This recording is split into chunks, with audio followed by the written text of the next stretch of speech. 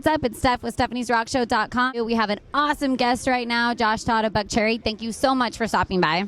Yeah. Thanks for having me. And I think it's my son. I just got Bowie out from a nap, and he's so happy. he wants to ask you some questions. Before we came here, my son and I, even though there was a cuss word, probably shouldn't, we watched your Say Fuck It, like the whole music video and everything. How did that come about to have like a more fun, poppy cover type of thing? You know, I mean, it's pretty easy to like take an old rock song and regurgitate it, but you know, we wanted to do something outside of the box, and I drive my kids to school, and I listen to a lot of pop radio, and I love pop radio and pop music, and I would hear this song over and over again, and I just thought it's just such a cool song, and I thought the verses had like a punk rock feel to them, and so I approached Keith with it, and he was really good, and we put it all together, and you know, my goal is to turn it into a Buckcherry song, you know, make it sound like Buckcherry, and so we adjusted some words here and there for to fit what we were doing at the time, which is the Fuck EP, which is a lot of fun, and I love it. It goes over great. It's got such a rocker edge, and I would have never heard that song and then kind of thought like, oh, Buckcherry could put a twist on it, but it actually makes sense. What do you think of that? He thinks he likes you. He's like, he's got cool tattoos. He's got some fake ones on. So the album that blew up with the station, obviously all over, was 15, and I feel like it even crossed boundaries from rock to people that weren't even into rock music. When they heard Crazy Butch and everything, they just said, who's this band? I need to know who this band is right now, and they got into the genre more. What was the magic that came together on that album that kind of blew up so much? You know, if I told you the story, I mean, I'll give you the Reader's Digest version, you know. No one would sign that record when we had it done.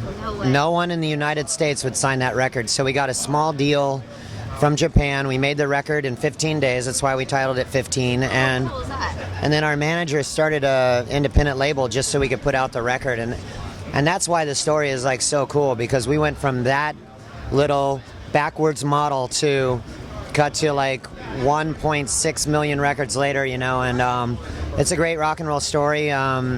We, like I said, you know, we were kind of out of the game, and it was a great comeback story. Yeah, no, I dug it. So do you think there's ever going to be a Crewfest again? And if so, would you jump on it?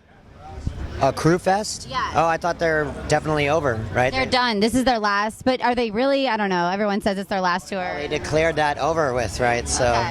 Oh, we'll see. We'll see. I don't know. You know, hey, we're ready to play. You know, we like to perform, so whatever, if it makes sense, then we do it. Yeah. And we're live at Aftershock 2014 in Sacramento right now. It's not so hot as it was yesterday, but I love it. My son's already obsessed with Josh. I think he's probably going to go home with him.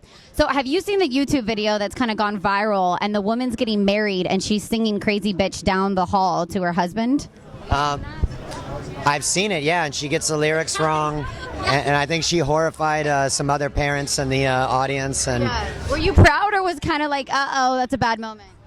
you know, I think she could have picked a better Buckcherry song. We have a lot you could have walked down the aisle to, but you know what? Whatever. She loves the song, and we have so many stories to that song. I can't even tell you, but it's cool. I mean, that's, you know, you work your whole life to have hits, and you know, to write a hit song it's few and far between, and so, you know, you got to hang on to those moments and have fun with them. Yeah. And you're a family man yourself and have kids and everything. How is it traveling on the road? Do you ever bring them with you, or do they fly out to meet you?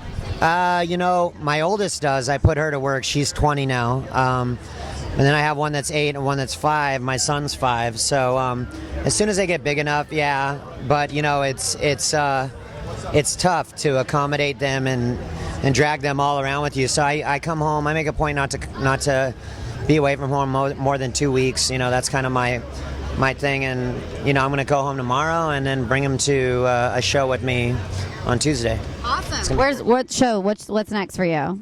We're going to be playing Irvine with the Uproar Tour. Oh, cool. Verizon Center. Awesome. Tuesday, Irvine, Uproar. Check Buckcherry out. Thank you so much for coming by really quick. Yeah, thank you.